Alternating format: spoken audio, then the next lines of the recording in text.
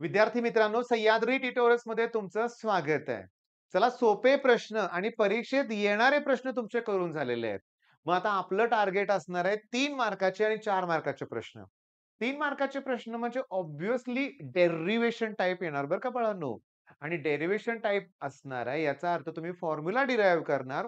Formula derive करणार म्हणजे numericals पण आलं लक्षात घ्या. त्यामुळे हे प्रश्न करत असताना आपल्याला डिटेलमध्ये करायचंच आहे, जे आपण नेहमीच करतोय म्हणूया आपण. सुरुवात करूया.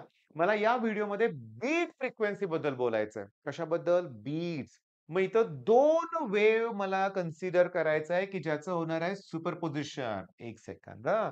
ज्याचं काय होणार आहे म्हणूया आपण सुपरपोझिशन. म्हणजे when there is superposition of 2 wave पण सगळ्यात महत्वाचं साध्या शब्दात सांगू का? बीट फ्रिक्वेन्सी म्हणजे डिफरन्स इन फ्रिक्वेन्सी. मग याचा अर्थ इथेच्या 2 वेव्ह एकमेकांबरोबर सुपर इम्पोज होणार आहेत ना, त्यांची फ्रिक्वेन्सी वेगळी असणार आहे. दिले का बघा बघू. 2 वेव्हज हॅव्हिंग सेम एम्प्लिट्यूड. बघा amplitude same but slightly different frequencies travelling in the same direction. मग या केसमध्ये काय होतं, की intensity varies periodically with time. Increase पण होऊ शकते आणि डिक्रीज पण होऊ शकते लक्षात घ्या. आणि this phenomena is known as production of beats. लिहायचंच आहे. When there is superposition of two sound wave having same amplitude but slightly different frequency traveling in the same direction. Traveling in the same direction, त्याची intensity जी आहे साऊंडची varies periodically with time. This phenomena is known as beat frequency. म्हणजे कळालं तुम्हाला? किती waves? 2. Amplitude same. The frequency slightly different. Traveling in the same direction. Intensity of sound varies periodically. सगळे point clear झाले तुमचे आता. आता जेव्हा इंटेन्सिटी वाढते ना, मॅक्सिमम होते त्याला आपण वॅक्सिंग म्हणणार आहे आणि कमी होते त्याला आपण वॅनिंग म्हणणार आहे लक्षात घ्या. ओके. चला मेन मुद्द्यावर येऊया आपण. डेरिव्हेशन, एनालिटिकल ट्रीटमेंट असा प्रश्न येईल. एक्सप्लेन एनालिटिकल मेथड किंवा explain analytically determination of beat frequency असं तुम्हाला विचारते. ओके, मी तुम्हाला सांगतो. मला आपल्याला डेरिव्हेशनची सुरुवातच करायची आहे कन्सिडर या शब्दापासून. Consider 2 waves having same amplitude but slightly different frequency travelling in the same direction. Okay. Let N1 and N2 be the frequencies of two sound waves म्हणूया आपण. ठीक आहे. Let us assume that they arrive phase at a same point X. काही लिहिलं नाही तरी चालेल. Directly लिहा तुम्ही displacement is given by. Directly लिहा चालेल मला. ए म्हणजे एम्प्लिट्यूड म्हणा, Y1, Y2 म्हणजे डिस्प्लेसमेंट म्हणा, N1, N2 म्हणजे फ्रिक्वेन्सीज म्हणा. ओके बास डिटेल काय लिहायची गरजच नाहीये. सेम बघा they are travelling in the positive direction of x axis म्हणून तर इथं मायनस साइन आहे. मग फॉर्म्युला काय माहितीये का? फॉर्म्युला असा आहे. जरा हा फॉर्म्युला लिहून घ्या रे माझ्यासाठी तुम्ही सुद्धा. A sin 2 पाय small T upon capital T x upon lambda. समजून घ्या. मी सांगणार आहे अजून तुम्हाला. मग A sin 2 पाय 1 अपॉन पिरियड टाइम म्हणजे फ्रिक्वेन्सी म्हणजे T upon x upon lambda. आहे का आता तसं? मिळालं ना तुम्हाला? याच्यावर बेस्ड न्यूमेरिकल आहे बरं का नुसतं त्यांनी दिलेल्या व्हॅल्यूला ह्याच्याशी कंपेअर करून लॅम्बडा कोण आहे, टी कोण आहे, ए कोण आहे हे फाइंड आउट करायचं असतं बरं का. पण चला आपण आता 2 वेव्हज कन्सिडर करायच्या आहेत. मग मी पहिल्यांदा Y1 म्हणणार आहे. ए sin 2 पाय N1 टी आणि x upon lambda. N1 T आणि एक्स अपॉन लॅम्बडा. ओके. लक्ष द्या व्यवस्थित. ओके. त्याच्यानंतर दुसरी जी वेव्ह आहे, एम्प्लिट्यूड सेम असल्यामुळे मी एच लिहिलंय. ए sin 2 पाय.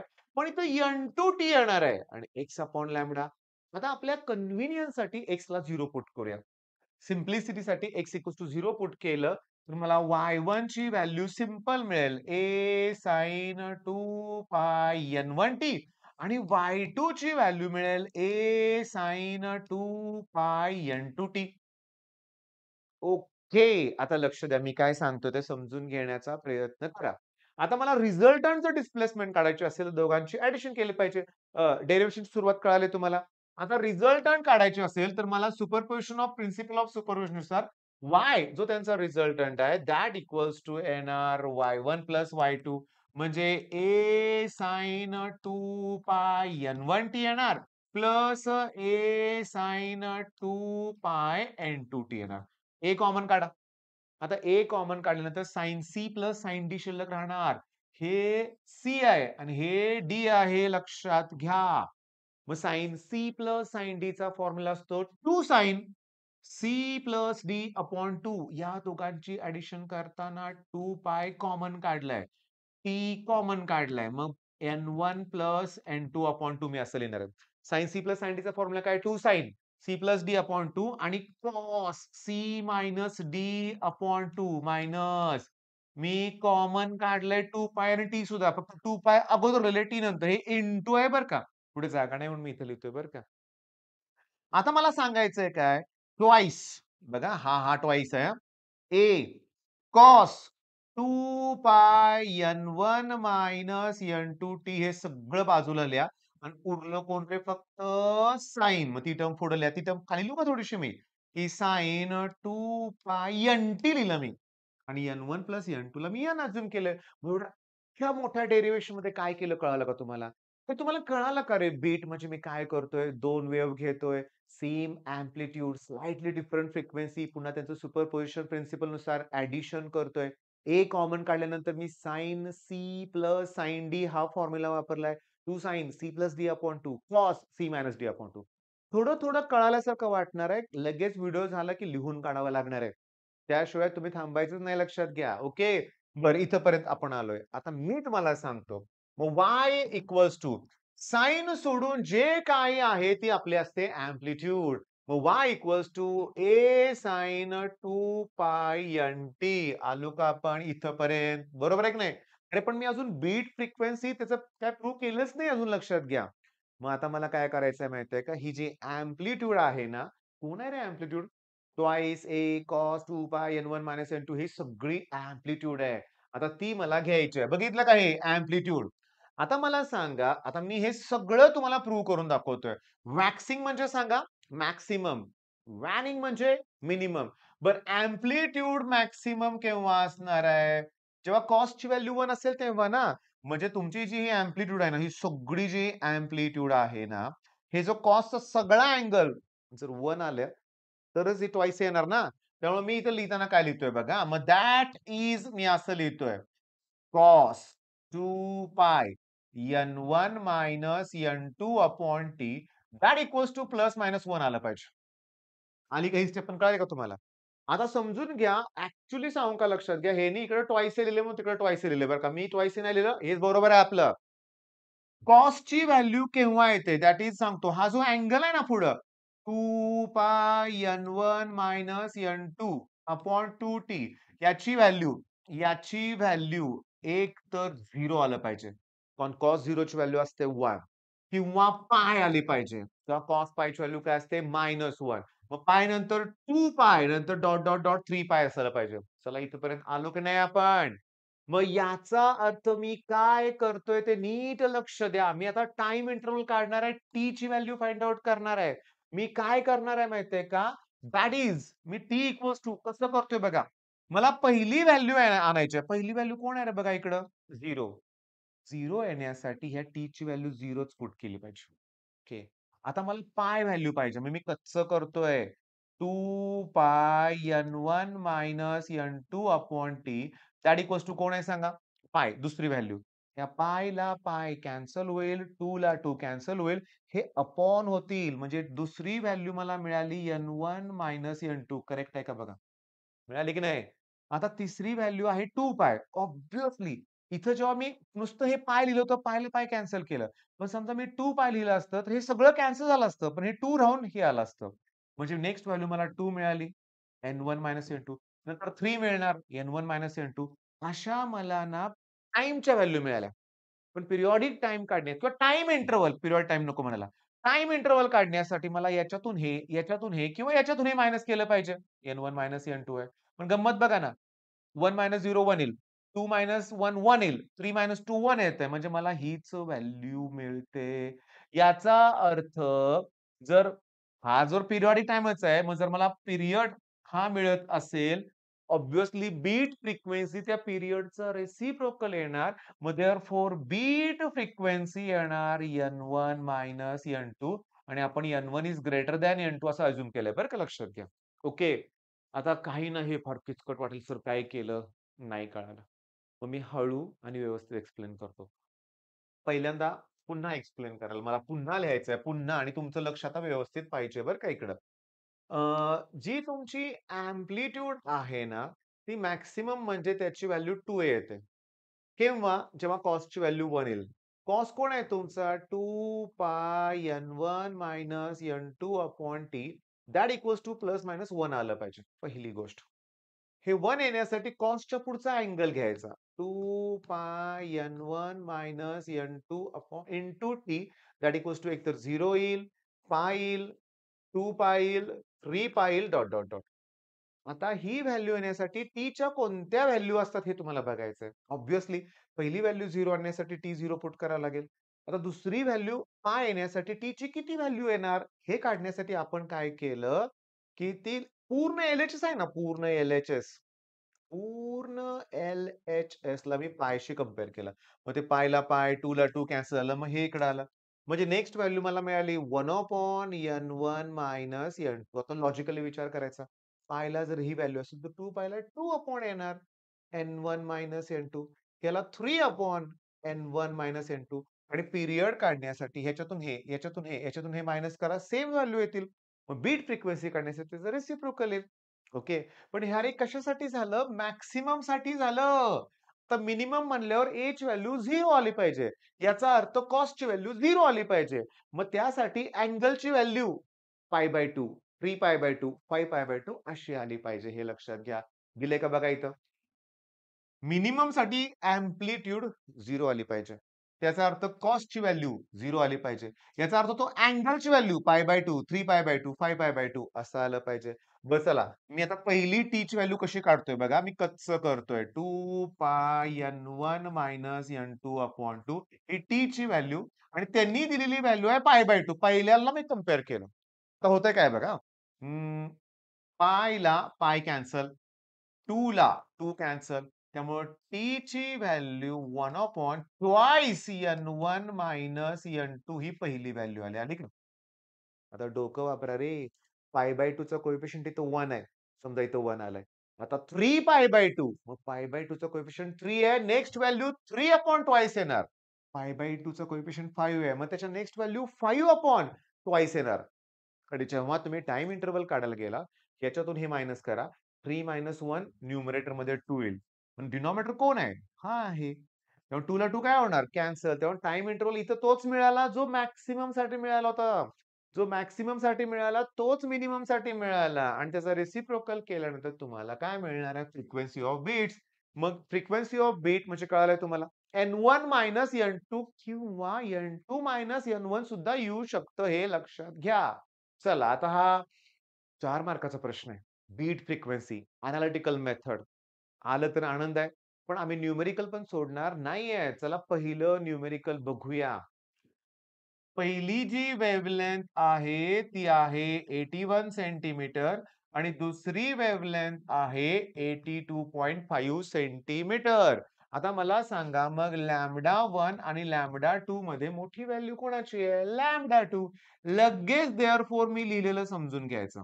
कारण फ्रिक्वेन्सी आणि वेव्हलेंथ हे इन्व्हर्सली प्रोपोर्शनल असतात. तर वेव्हलेंथ λ2 मोठी असते तर फ्रिक्वेन्सी N1 मोठी असणार आहे. मोठ्यामधून छोटी व्हॅल्यू मायनस करा, बीट फ्रिक्वेन्सी मिळतील. मग 8 बीट्स पर सेकंड आहे म्हणजे 8 आलं. मग N1 ची व्हॅल्यू मला 8 प्लस N2 हर्ट्झ ही मिळाली. Okay. Calculate speed of the sound in air विचारलंय. Speed of the sound in air. मग मी काय करतोय नीट लक्ष द्या. ही जी मेथड आहे यांच्याप्रमाणे सोडवा किंवा मी दुसरी मेथड सांगतो. नीट लक्ष द्या.